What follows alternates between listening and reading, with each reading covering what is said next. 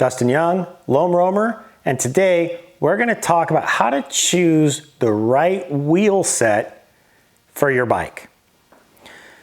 So that's a lot like saying, hey, what's the right tires for me to ride on this trail, which you see asked a lot, or what's the right tires, period.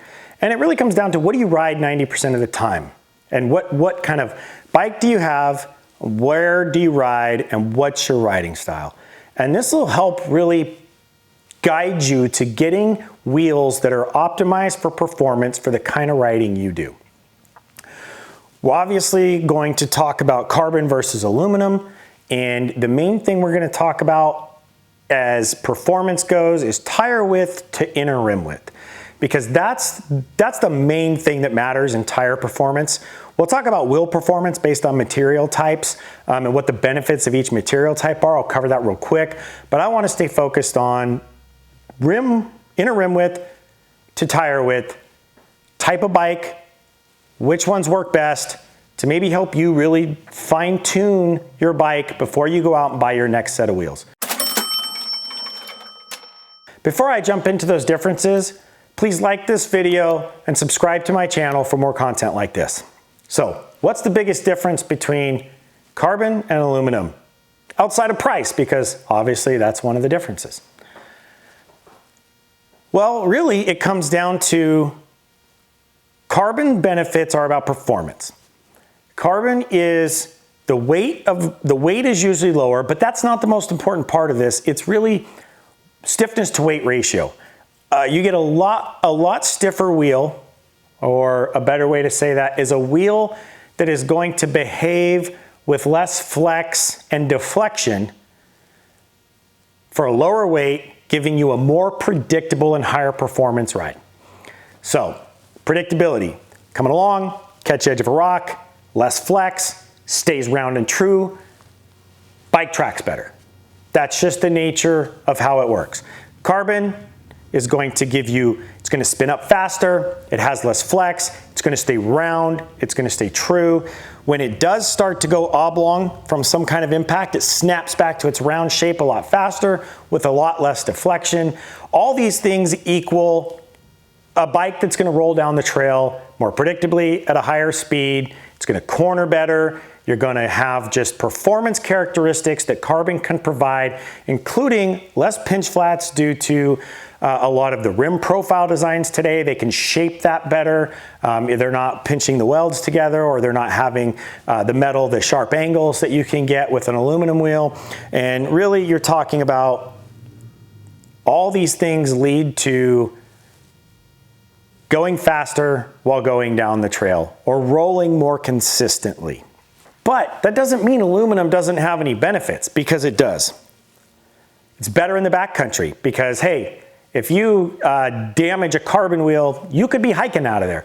But if you ding or dent or flat spot or even knock fairly reasonably out of true an aluminum wheel, you can deal with that while out there. You grab a set of, grab your Leatherman kind of tool and straighten that bad boy up a little bit. And if you have to, throw a tube in, because you can't reseal it, but throw a tube in, air it up, and you're going to get out of there and ride. So if you like big backcountry riding, or going back into the woods pretty far and doing a very exploratory adventure style riding, aluminum wheels are probably going to be the answer, because you're less likely to be stuck and hiking it out. Also, if you're a hucker and you're casing jumps and you're trying crazy stuff, aluminum wheels can have a real benefit here, because you're a lot less likely to spend a lot of money constantly replacing the hoop, right? So it's a lot less expensive to repair, probably a lot easier to find, and there's e-bike aluminum wheels that are really tough if you're this kind of rider, so consider buying e-bike wheels at that point, especially for the rear wheel. That way you can go do these crazy things and you won't be tacoing your wheels or breaking your carbon wheels, okay?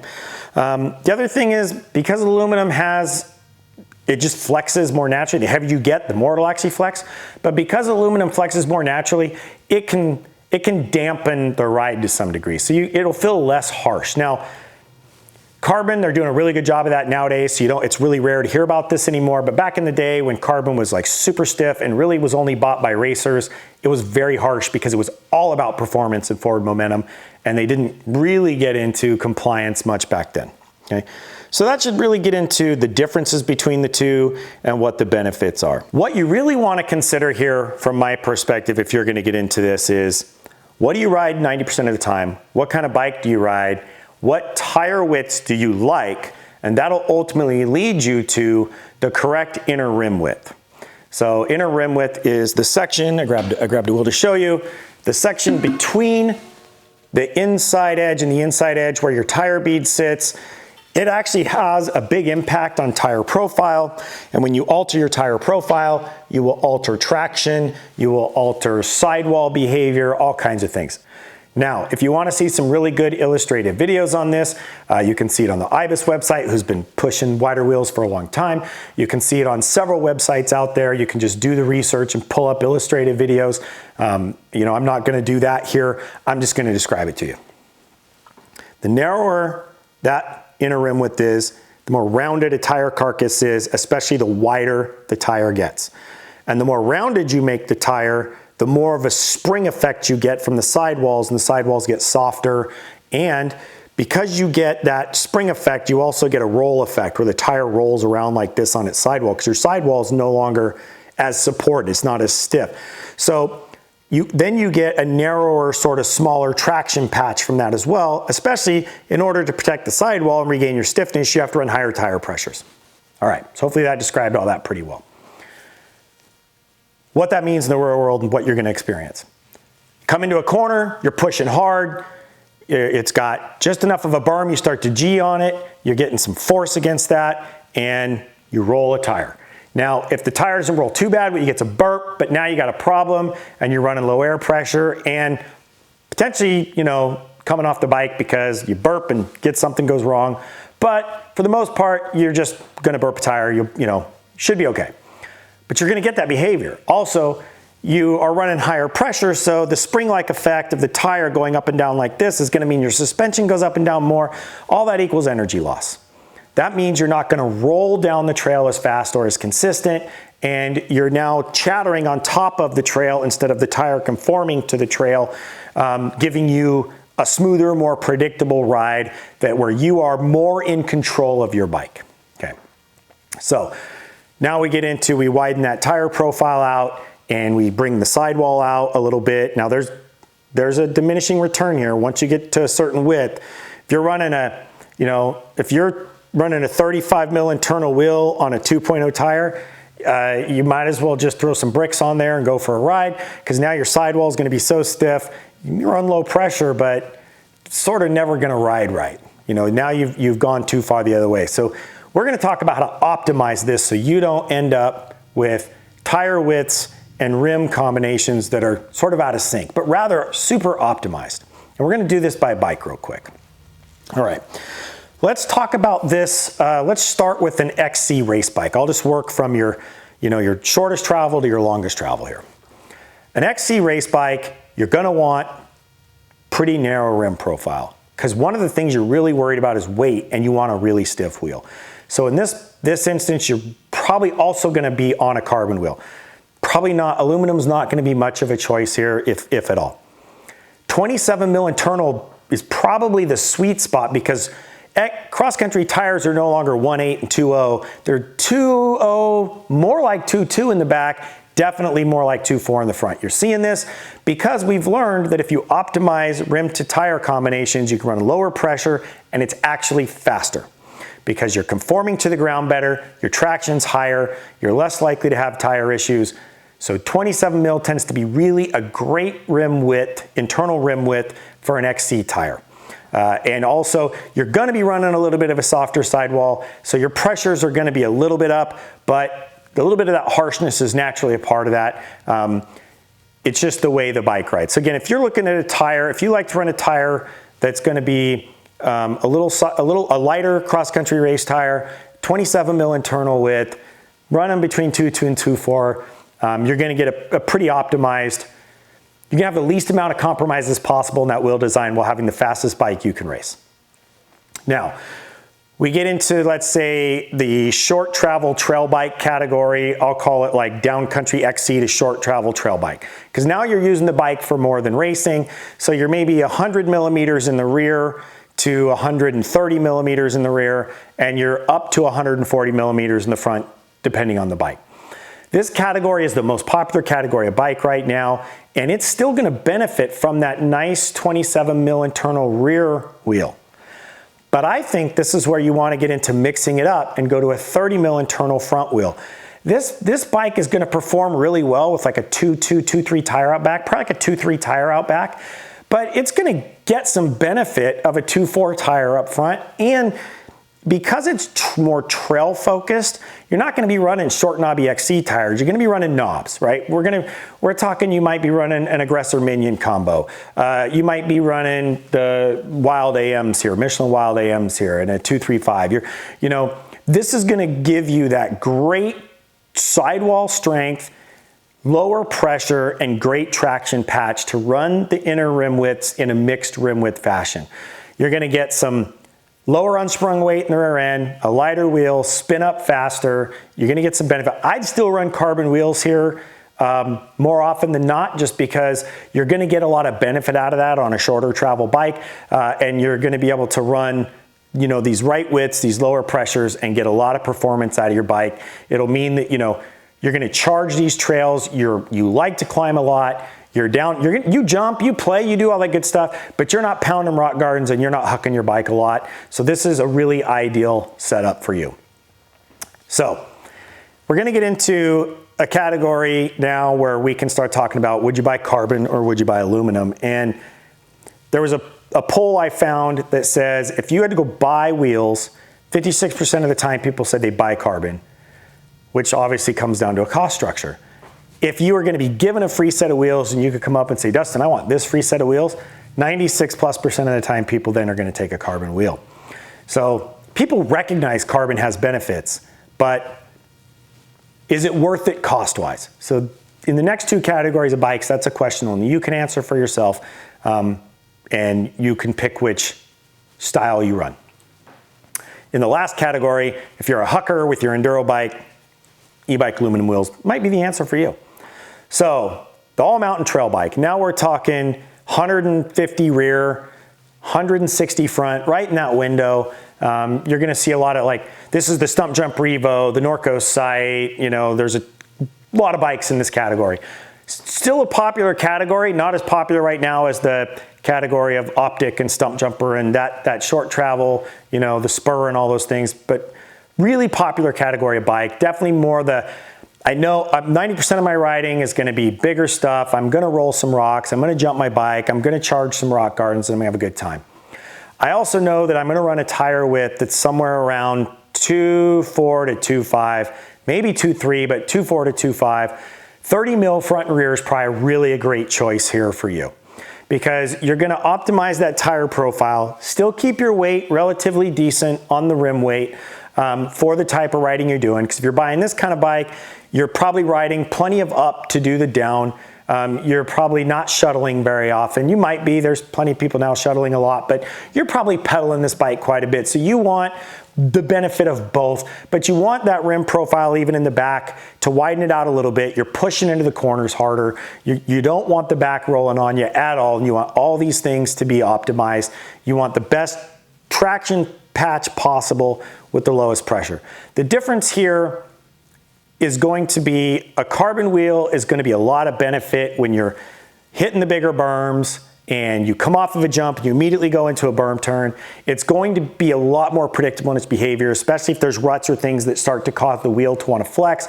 An aluminum wheel is going to flex more here, but as long as all your stuff is set up right and your riding style is fairly loose, you're probably not going to really notice the aluminum wheel flex. Unless you're a bigger person, and by bigger I just mean heavier, because the heavier you get, the more the aluminum is going to flex. So, think about it that way to maybe help make your choice. But from just a rim width perspective, 30 mil on this is going to be a pretty awesome sweet spot. Now, when you get into the big enduro bikes, say 150 and up, 170 and up on the front, you're now talking, for me, and I think this is a great way to look at it, you are going to ride steeper stuff, jump more, charge into the technical terrain more. You didn't buy this bike because you don't want to do those things. You buy this bike because when you ride it, that's what you're doing on it. And this is where a 30 mil back is still going to be a great option on a niner, because you're probably going to run a 2.4 at the most in the back, and that 30 mil is going to give that 2.4 enough rounding to still roll really good, but squared off enough to give you high traction, no tire roll off, no burp, and everything's going to be great. But you know you want to run lower pressures, you need all the braking traction you can get front and rear, and on the front you want a tough sidewall that you can push hard and charge through things. Go up to a 35 mil internal front wheel. I think you'll really find that it just adds to the performance and you really get some benefit out of that. Now, here, make your choice. If you're a hucker, aluminum, maybe aluminum e-bike. If you're like me and you're more like technical rider, steeper stuff, just you want to have a good time on the bike and you're not running the risk of breaking your wheels because you're hucking stuff all the time. I run carbon. I want the benefits of the speed and the turns and all that stuff because it's not I'm not a big hucker. It's not my riding style. So the next question you might have is, well, Dustin, I get online, I want to buy this type of wheel and tire, this type of wheel combination. Well, how do you do that? Work with the manufacturers. You can do this with VR1, Industry 9, NV. I'm sure Ibis through their website figured out, or call them and do an order. You'd have to check. I'm not 100% sure there, but you know, I know Industry 9 does it, and I know for sure VR1 does it because I have 3 sets of their wheels. I love their wheels. I think they're probably one of the best wheels made right now. Plus the warranty is spectacular, and they're made on the North American continent. They're super cool. People building wheels here, and they're mountain bikers building wheels. So I love that kind of stuff. You'll see it in all my other videos. So on this bike, I'm 30-35. On my Mondraker F Podium RR, which has a longer fork, so with the popular term down country, whatever you want to call it, I do run a 30 mil front and a 27 mil rear. The reason I do that is I ride that bike in a lot more technical terrain. I'll push that bike pretty hard. The difference is I run a lot lighter tire on it because I do want longer days, more XC style riding on it. I use it like a trail bike, but it really is an XC bike. So when I charge into some of that stuff, I just, you know, pray to whomever I'm supposed to pray to that I just don't have any flats when I do that, because those types of tires do run the risk of flats more often. But I'm doing the best I can to protect from that by running this nice carbon wheel with the right profile and running a little wider front wheel. So hopefully, you know, I'm protecting myself from those kind of pinch flats and while I'm driving real hard. For my wife, who's quite a bit lighter, we actually run the Faction, which is 27 mil internal front and rear. We also run around a 2.3, 2.35 tire for her front and rear. So she gets a lot of performance benefit, a lot of traction. She can run, she's super low pressure, and she still doesn't have any rim strikes. And I mean, when I say super low pressure, my wife is down at like 14 in the front and 16 or 17 in the rear. So she's pretty low pressure for a trail bike. But this is a 137 mil, 150 mil bike. So I think that's a great combination in that instance. But if you reach out to these guys, they'll help you build these wheels. Like I said, I've got 2 sets of mixed wheels. They did no problem. I will also tell you, I did this through my local bike shop where I got a Reynolds front wheel in a Niner and a Reynolds rear wheel in a 27.5. And I still paid like you just bought a normal wheel set. I didn't get into any weird one-off costing. So go to your local bike shop. They can probably help you figure all this out too. Yes, I built a mullet at one point. Yes, it was a lot of fun. Yes, I had 35 mil internal rear wheel mixed with a 30 mil internal front wheel because I ran a wider 2.6 tire. That's another good point. I didn't make it earlier. If you're going to run 2.6 tires front and rear, like on a 27.5 bike, 35 mil internal is probably your optimum rim width. You're going to get really good traction and a traction profile, a really good traction patch, and a nice sidewall, so you can run low pressures and really push that bike pretty hard. So that's the difference to me on an enduro bike between the Niner and the 7.5.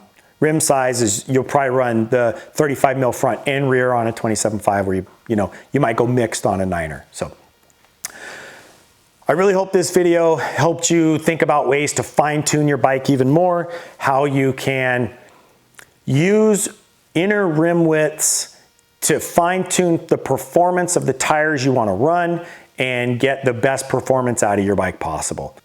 Thank you for taking the time to watch this video, and I hope to see you out on the trails.